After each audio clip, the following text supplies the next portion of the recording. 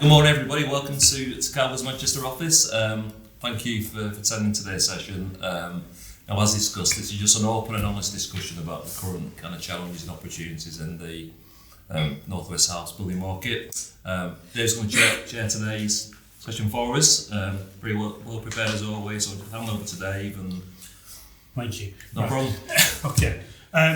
If we can just do, I know some of you know each other already, but without sort of, we've gone on for 5 or 10 minutes over, if we can perhaps just give 2-minute resume of what you do, and then at the end of it, what is, in one word, what's the biggest challenge to house builders at the moment? Without everybody saying planning, if possible. Phil, I'll start with you. Thanks very much. Phil Winkles from Fisher German, so I head up our valuation team across the north. As probably lots of you know, Fisher German's a multi-discipline firm of chartered surveyors and property consultants across the UK, and we now have approximately 800 staff across the. I think from my perspective, obviously I'm from a valuation background, so I would say the viability of development is the key factor which is influencing decision making and delivery at the moment. So that I think that's the sort of positive part from my area. Linda Wright, company is Katana Planning. I'm a planning consultant and strategist. Been doing this for a long time. What would I say is affecting development? It's got to be planning. I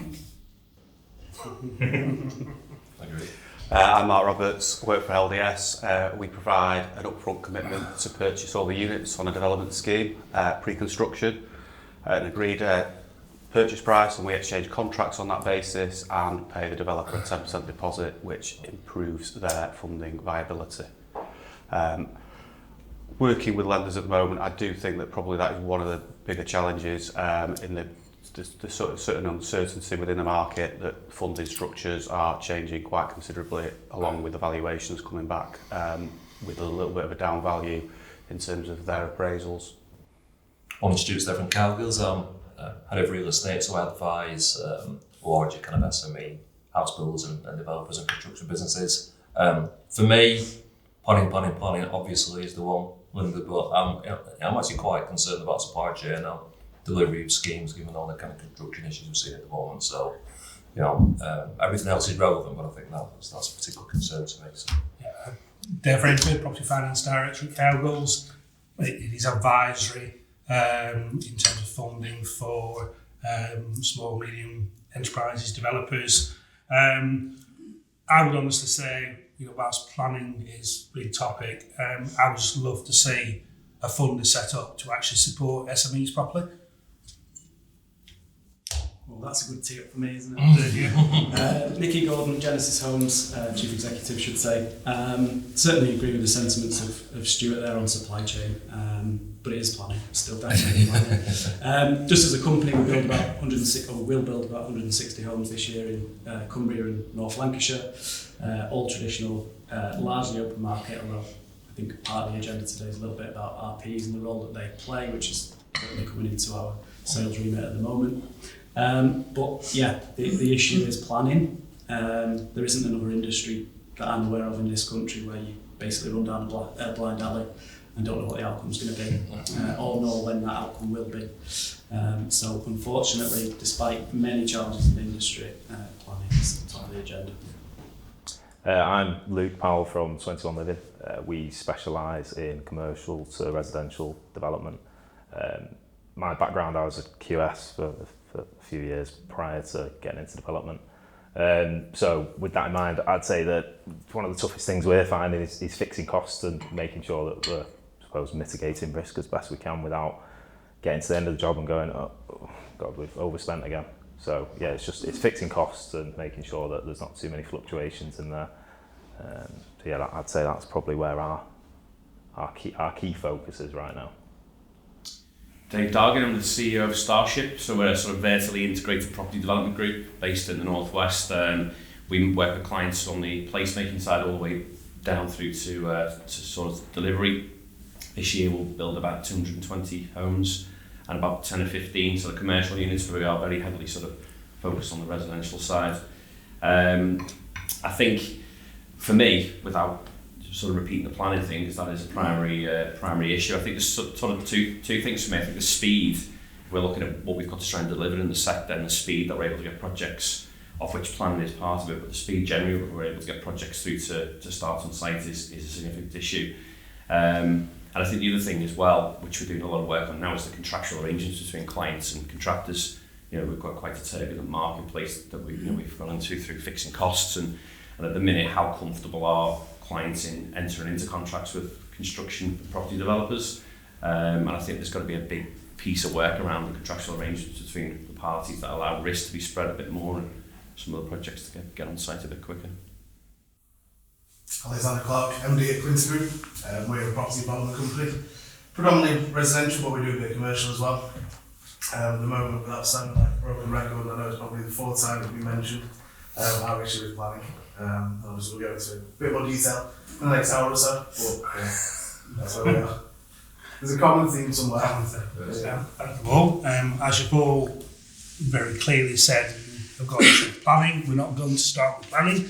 We'll do something else. Can we start with costs and supply chain? I mean, obviously we've got a number of issues here. You know, material costs, have they settled down? Some of the points will come on to a new bit. We can start with Nicky. We had a brief conversation earlier where you said that things are perhaps settling down a bit. Yeah, probably more going to allude to what Dave was talking about there in terms of contractual arrangements. In terms of the actual costs, we're obviously seeing an inflationary market for going on 3 years now, COVID onwards. There's definitely some deflation going on. That's in the labour market in particular. There's obviously a workload requirement, and we are in a recessionary market, so we are starting to see competitive tender return, which is a better place to be as a developer and client. But yes, it's then getting into, well, what are the risks of that? Because we are starting to see many administrations and so on, which is then having an effect on our delivery programme and what that means in our overhead. Because I think there was something in the FT that said there's about 4,000 construction companies that have gone to the wall in the 12 months of June, which is about 16% higher than previous years. So that begs the question is, does that create issues in the market in terms of securing supply, but also that argument around main contractor versus self-build procurement. We've got some regeneration stuff going on. You mentioned before about costs and keeping a lid on it. Yeah, so I suppose with any sort of conversion, there's always unknowns. So you've got that element of risk, but adding into it, you've got your risk of not being able to fix costs to where they need to be. It's difficult. So for us as a developer contractor, we're trying to mitigate our risk rather than going traditionally and packaging, your joinery, your M&E, your plastering into individual packages. We're just simplifying it and we're going substructure, superstructure and finishes.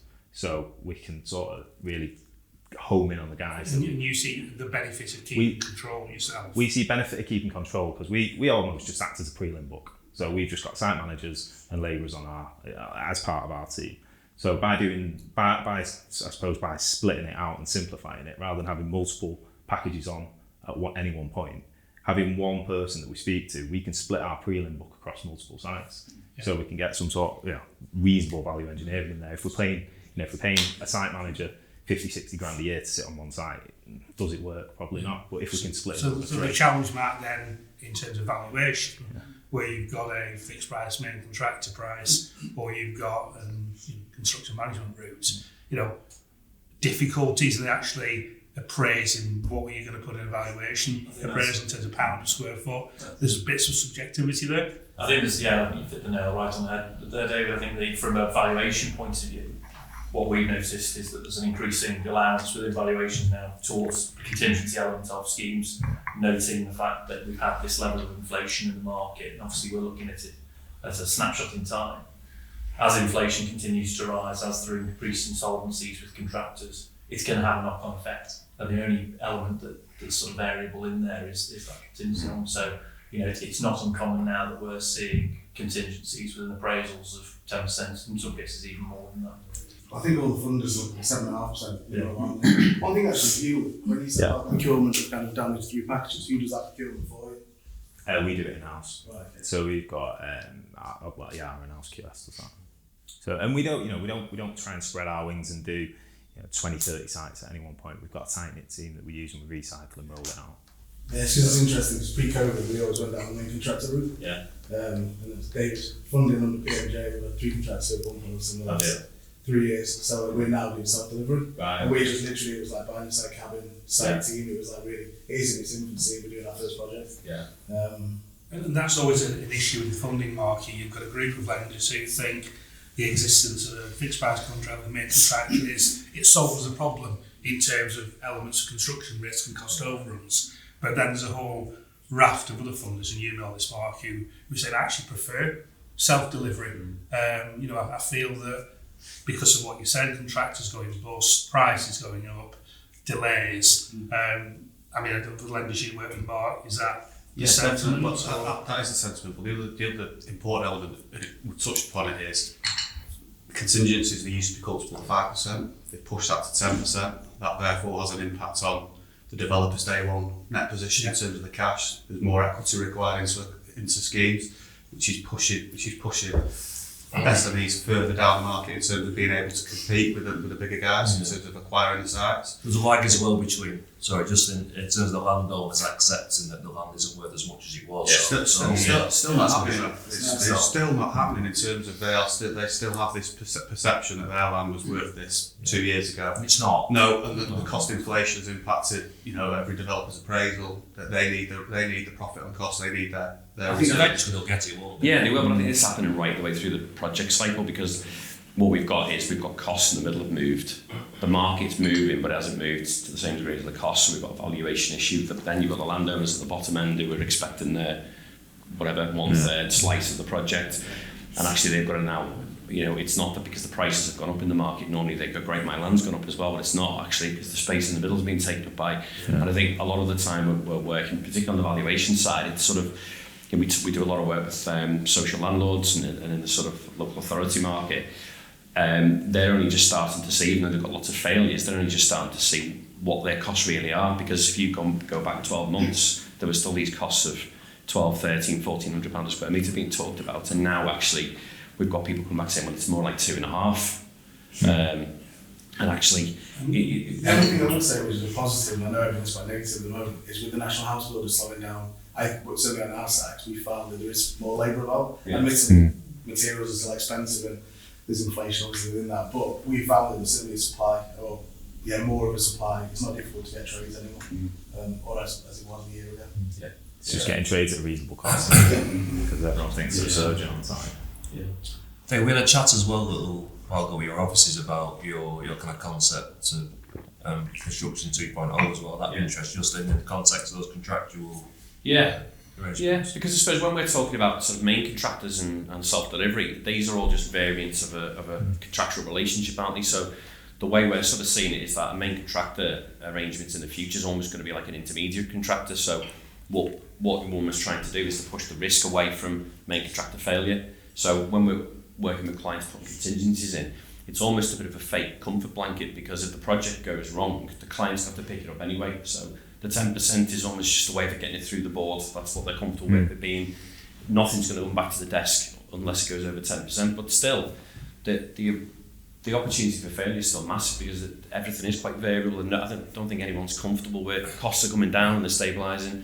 There's a bit of deflation. So I suppose what we're trying to push on now with customers is almost running through a build SPV model. So the intermediate contractor sits as an SPV and actually doesn't really do anything in terms of the day-to-day other than drive standards and project management, and then everything is packaged up in large packages, groundwork, superstructure and fit out and whatever other specialist packages. So what you're able to say to the client then is, well, look, we're almost project bank accounts in the project. There's no cash flowing around between other projects. One project can't damage another project. And then everybody really, you've not got the contractor and the client arguing their contractual positions. It's about the project, the success of the project risk that the two partners are trying to manage, rather than who's taking the risk between the contractor and the client. So whilst costs on materials and maybe labour are easing a bit, we've then got other factors. So we've got new building regs, rules, and the impact of that on costs. I suppose it's not good to get you. So it's not just the costs, but it's having the in-house resource to be able to do the testing, find and source different materials, which a lot of SMEs just don't have. It means another cost they've either got to outsource or bring in. Is the sort of impact as marked as some people are sort of saying, or is it too early to say in terms of? It's definitely affecting what we're doing. Yeah. So I'd say over the past 12 months, our developments have been SAP led, well and truly. So we've got a commercial conversion and trying to one that you're funding, so the banking sale, and trying to get that to work.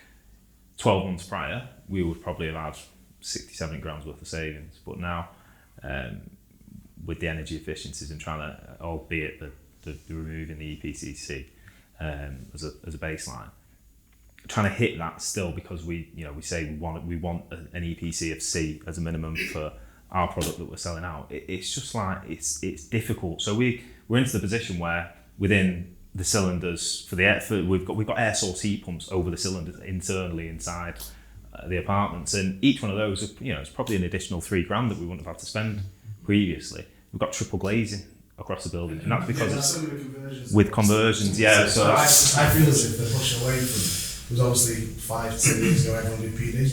So PDR, everyone absolutely nailed PDR, and pretty much every office that was disused became the apartment block. As now they're obviously pushing us back down the route of new build. It's easy to, whether it's timber frame or whatever, whether it's modular, however you build it traditionally, it's just easier to achieve those. But where you've got multiple sites coming forward and you've got planning on, that is then that impact is then doubled, trebled.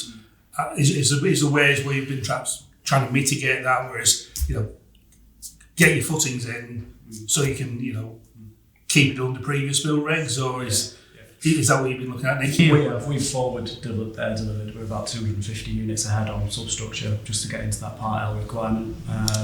Again, probably comes back to a little bit of what Dave's saying. We've got the exact model that you refer to in terms of our contracting business is an SPV of its own, and everything's isolated in its own development. But yeah, and that's probably the other part I'd come on to, which without trying to get onto funding, but is having a good equity partner. In a market like this, if you've got that inherent risk in all parts of supply chain through to funding and cost inflation and everything part that comes into it, then obviously the opportunity to have a strong equity partner that understands the market, that isn't just there to de-risk from a financial perspective, but is there as a true bona fide partner. I agree. And the point for me is back to almost back to planning, because as with a smaller developer, if you're struggling to find your construction partner that can deliver for you, you have to build your own team. That's wages mainly, that's a cost every month, and if you don't get the planning delays, all of a sudden you burn all the cash. So the main contractor route works to an extent because you're passing that burn on to somebody else. But any kind of project delay is not just planning, as Dave said, it just really hits your cash flow. So it's just a really difficult balance, I think. Without sort of going full into planning, from a cost point of view, Linda, when we were speaking the other day, your take is that we're going to see some increases in planning costs imminently? Not necessarily from what these guys have been talking about, but not site costs and funding costs, but the planning fees are increasing imminently, and it's 35% increase, so it's not for the faint-hearted. The 25% increase is for the householder stuff and extensions, but a 35% increase on planning fees when you're not, from the majority of councils, you're just not getting the service. That, now arguably, that 35% increase is in fairness, the fees have been miserly, in my opinion. And arguably, the 35% increase, it is a big hike in order to fund more planning offices. You don't mind paying more if you actually get something for exactly. it. It's a defined timeline to get a decision. We've had a conversation with a number of local authorities that around development agreements. We'd be prepared to pay 100% more if we got an SLA. Because actually the delays, we've got a project there that went into month 23, right? And it's and it's back and forward and back and forward and back and forward, and the pre-start conditions. And by the time you get through all of this, It's 23 months of project team working on it, and actually when a lot of what we do is in affordable housing, when you're trying to keep down to affordable levels, it becomes impossible to do. So, it's just around the SLAs, and, again, probably got some more to say when we get into planning. I'm going to come back to planning, but one thing while we're still on costs and supply and delivery and timescales, which obviously impacts costs, and just your take, Dave, if I can, on modular versus traditional or timber frame build, and then obviously you've got vested interest and have got the modular going well. Yeah. Is it, from your point of view, seeing cost efficiencies, and where do you see the sort of constraints? Yeah, it's definitely, it's why I don't sort of introduce our business as just being modular, because our thought process is the right solution for the right project. Modular doesn't work for every project, traditional doesn't work for every project. There's hybrid projects that you work on where you're doing a bit of a mix, particularly in high rise. But I think the cost increases have helped, because now there is real parity between modular, and if you're doing it properly and you're using the right solution, there is parity there. You obviously, point we were making before, it's easy to get to the U values and the EPC standards. It's easier to get to the new building regulation standards. So there's some benefits to it. But again, we're just really always focused on what's the right solution. And if you look at a lot of the modular failures in the sector have been around the wrong solutions being used for the wrong project. So you've got volumetric businesses who are trying to just use volumetric solutions for projects that don't necessarily lend themselves to it. It carries a lot of overhead, a lot of additional site prelim trying to build volumetrically, particularly in the lower end market. Whereas, we have to look at why is there a big push into MMC. It's to complement, add in capacity. It's not to replace or to overshadow traditional. We've got to add in capacity, and I think it's not helped with the failures in the sector, because we're constantly having to talk to customers about, look, it's not a systemic problem in MMC. It's a problem of either the organisation's business model or the application of the solution. Your